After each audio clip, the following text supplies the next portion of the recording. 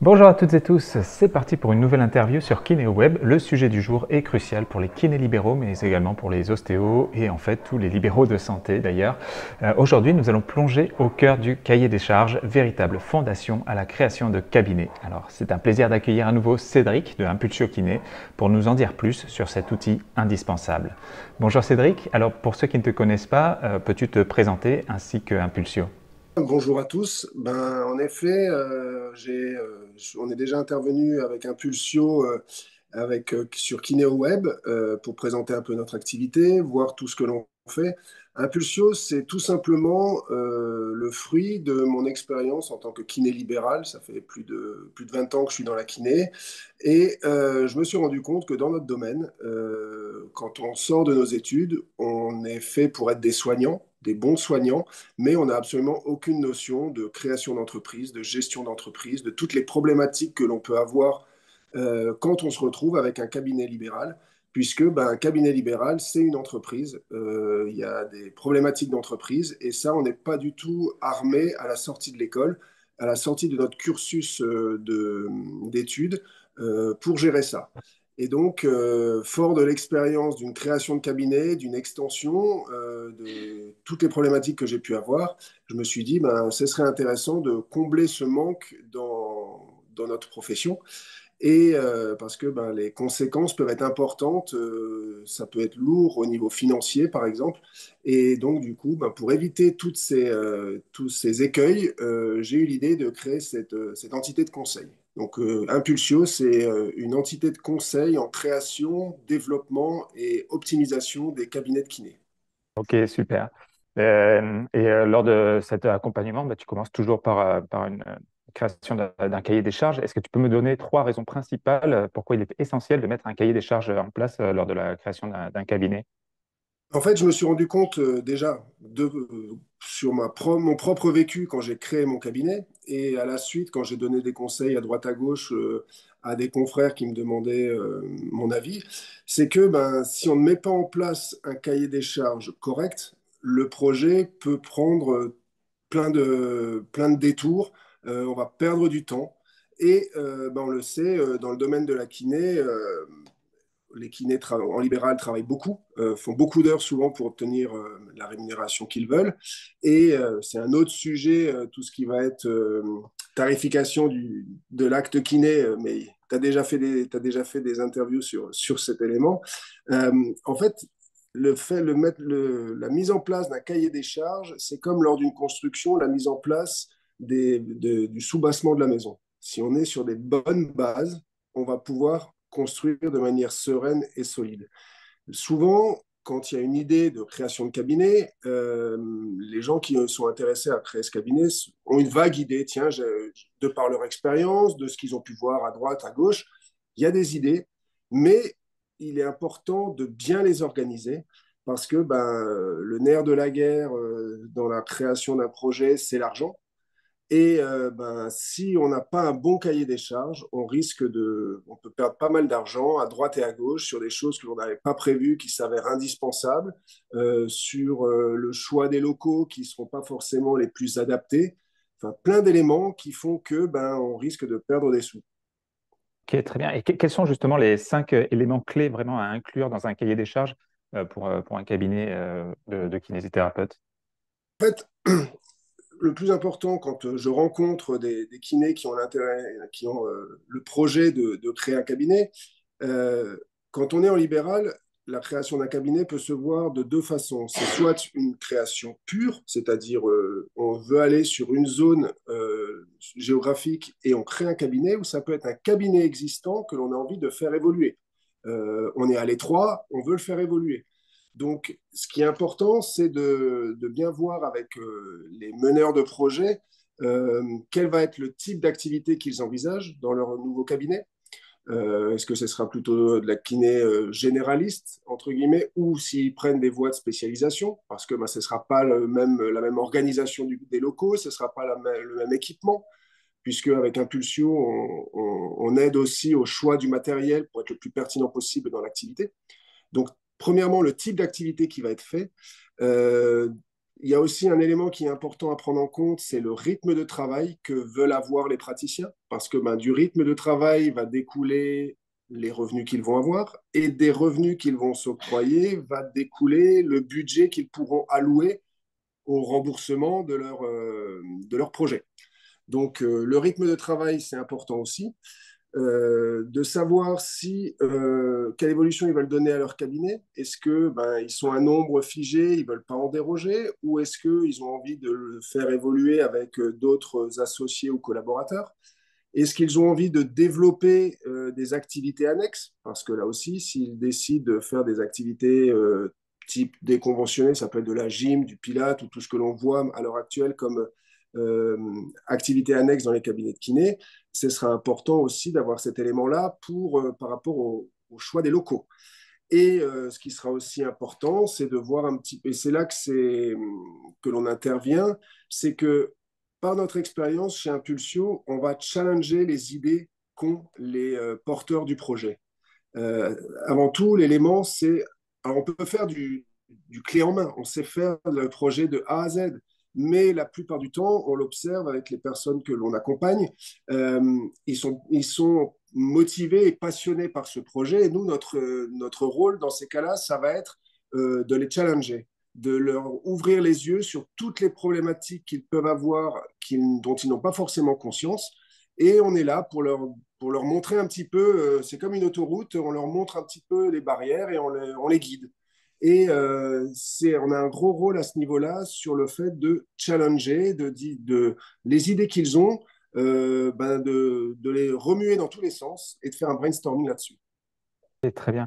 Tu en parlais un petit peu dans la question précédente par rapport au cahier des charges et la partie budget. Comment justement le cahier des charges va permettre aux kinésithérapeutes d'établir un budget réaliste.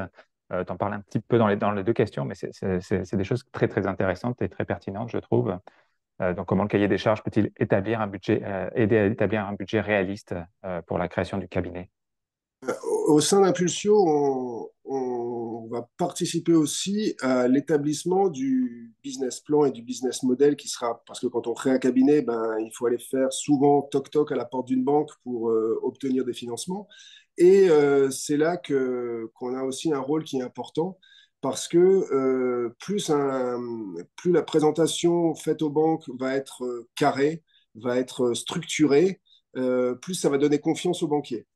On a d'ailleurs des partenaires financiers avec qui on travaille qui nous disent le fait que Impulsio prépare les dossiers et encadre les dossiers, c'est beaucoup plus simple pour nous derrière. Parce que on essaye chez Impulsio d'élucider tous les éléments sur un business plan, tous les éléments qui seront générateurs de dépenses. Et c'est lié à l'expérience que l'on a. Alors, bon, souvent, quand on crée un cabinet, on se dit, bon, bah, il y a le poste immobilier, c'est une chose, mais il y a aussi bah, tout ce qui va être équipement. Tous ces éléments-là, ça peut vite chiffrer parce qu'on sait que dans le milieu de la kiné, on peut être amené à utiliser du matériel qui peut vite être onéreux. Et c'est aussi là qu'on intervient sur l'optimisation dans le choix du matériel. Est-ce que ce matériel est vraiment pertinent par rapport à l'activité que vous allez avoir? Parce qu'il faut avoir à l'esprit que ce matériel, il va avoir un certain coût. Vous allez être nombreux à l'utiliser, il va y avoir une usure, ça va faire des coûts de fonctionnement. Voilà, tous ces éléments-là qui sont à réfléchir parce que quand on se retrouve avec une machine qui est en rade et où il y a un gros coût de réparation, il faut pouvoir faire face à ça du jour au lendemain quand on s'est habitué à travailler avec. Donc, c'est là que c'est important d'être très clair sur tous les postes qui vont être mis, tous les postes financiers qui vont ressortir sur la création d'un cabinet pour pas avoir de surprise. Ouais, très bien. Et justement, quels sont les risques et les conséquences de ne pas mettre en place un cahier des charges lors de la création de cabinet? Il va y avoir, on l'observe même à titre privé, quand on construit une maison ou quand on achète un appartement sur plan, on voit bien qu'au fur et à mesure de la construction, il y a des surprises qui viennent. Tiens, on avait prévu telle chose, il y a un élément technique qui l'empêche. Tous les petits écueils qu'il y a lors d'une construction, et ben, plus on y a réfléchi en amont, plus on peut faire face à ces problématiques parce que on va se retrouver face à des obligations dans ces cas-là de dépenses supplémentaires parce qu'on n'aura pas forcément prévu en amont. Et quand on est sur un chantier et que le maître d'œuvre pose une question et il faut répondre à l'instant, ben c'est là qu'on peut avoir des coûts supplémentaires. Et il n'y a rien de pire que de ne pas respecter un budget lorsque l'on monte un projet. Parce que ben, derrière, si on ne respecte pas le budget, il va quand même falloir rembourser. Et c'est là qu'il peut y avoir des petits soucis.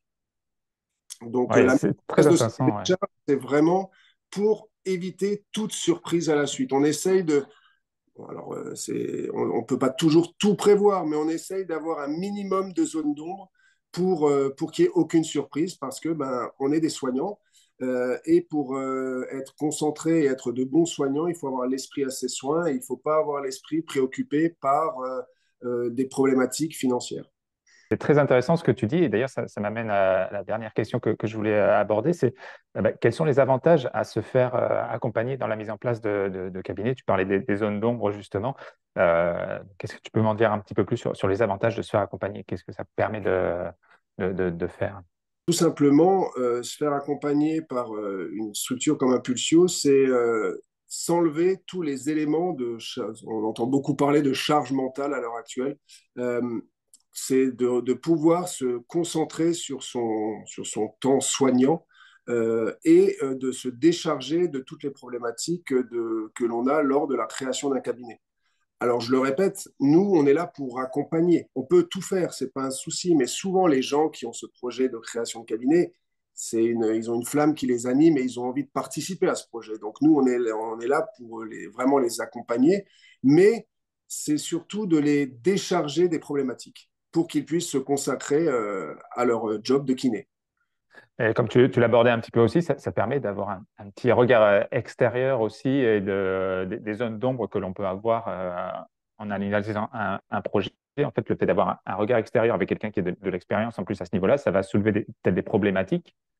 Oui, tout à fait. Pour donner un exemple très concret, l'architecte avec qui je travaille, qui est très spécialisé dans le domaine des cabinets médicaux et paramédicaux, quand elle a des médicaux qui lui demandent d'intervenir, elle me présente automatiquement parce que pour elle, en tant qu'architecte, c'est un gain de temps, mon intervention, puisque je vais challenger le projet des gens, ce qui va lui permettre d'être tout de suite beaucoup plus pertinente dans son dessin. Et on va Mm. éviter, et donc là, c'est du gain de temps, on va éviter les allers-retours entre l'architecte et le meneur de projet. Mon intervention permet de beaucoup plus clarifier et du coup, les projets vont plus vite parce que il n'y a pas la perte de temps d'échange, de ping-pong entre le dessin de l'archi, le meneur de projet qui revoit des choses et ça fait comme ça des allers-retours. Donc, que ce soit les architectes ou les agents immobiliers avec qui je travaille, ils relèvent souvent le fait que l'intervention d'Impulsio leur fait gagner du temps à eux et donc fait gagner beaucoup de temps au projet au global. Et effectivement, le temps, c'est encore une fois de l'argent sur ça.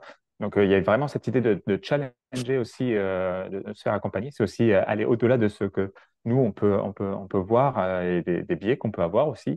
Donc, c'est vraiment une plus-value énorme en gain de temps, en possibilité, en réalisme. Je trouve que c'est vraiment quelque chose qui est important.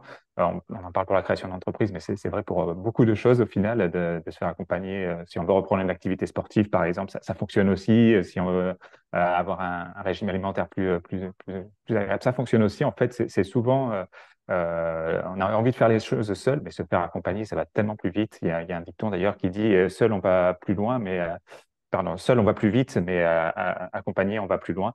Et je trouve que c'est tout à fait dans ce que tu étais en train de dire. La citation que tu viens de donner, c'est ça. Et on se rend compte avec l'expérience d'Impulsio, c'est que ce n'est pas dans la culture de notre profession de kiné. Je dis dans notre culture parce que avant de créer Impulsio, je suis avant tout kiné et j'ai un cabinet libéral et je sais exactement ce qu'il en est depuis plus de 20 ans en plus. C'est que ce n'est pas dans la culture du monde médical et paramédical de faire appel à du conseil ou du consulting. Quand on va dans le monde de l'entreprise de manière générale, c'est tout à fait logique, ça coule de source. Quand on a une problématique, on appelle le spécialiste dans le domaine, qui n'est pas forcément au sein de l'entreprise. Nous, dans le domaine du libéral, médical et paramédical, c'est souvent du bricolage. Je connais quelqu'un qui va me donner deux, trois conseils. On n'a pas du tout cette culture du coaching et du consulting. Or, on le voit bien, si on veut travailler de manière pro, si on veut avoir de bons résultats, il faut faire appel aux spécialistes et à ceux qui savent gérer les problématiques. Et pourtant, c'est votre position. Vous êtes spécialiste aussi en tant que Tout à kiné et vous gérez des problématiques et vous accompagnez des personnes. Alors, il y en a qui font vraiment du coaching, mais finalement, c'est un accompagnement aussi, que ce soit en conventionné ou hors convention. Mais même en conventionné, c'est quand même votre, votre position finalement. Mais c'est vrai que c'est peut-être difficile quand on est dans cette position-là, d'un côté, de se dire, ben, on peut être aussi dans la position d'être accompagné pour les choses qu'on ne maîtrise pas. C'est très intéressant tout ça. Est-ce que tu as Exactement. un petit mot par rapport à cette thématique que tu voudrais rajouter pour conclure cette interview? Je pense qu'on a fait un petit peu tout le tour de la question. En résumé, puisque le sujet du jour, c'était l'établissement d'un cahier des charges pour la création d'un cabinet de kiné, c'est tout simplement, si on a un cahier des charges qui est bien établi, on va partir sur des bases solides et on va gagner du temps. Et si on gagne du temps, tout simplement, on va avoir plus de temps pour nous, parce que je le répète, les kinés libéraux, souvent, ils bossent comme des fous dans leur cabinet et mener en plus de ça un projet, avoir des activités extra-professionnelles, avoir une famille, tout ça. Enfin, malheureusement, il n'y a que 24 heures dans une journée. Donc, se décharger de toutes les problématiques liées à la création du cabinet, fait gagner du temps et en plus, fait aussi gagner des sous. Voilà. Bah, super. Merci beaucoup, Cédric. Ce sera un plaisir de t'accueillir pour une prochaine interview, peut-être pour dérouler un petit peu toute la procédure d'accompagnement sur la création d'un cabinet. Et je te dis à très bientôt. Merci à toi. Très bonne journée. Eh bien, merci d'avoir suivi cette vidéo jusqu'au bout. C'était encore une fois un immense plaisir de faire cette interview. Je te laisse aimer, partager, commenter et bien sûr t'abonner. Et surtout, n'oublie pas, ensemble, valorisons votre expertise.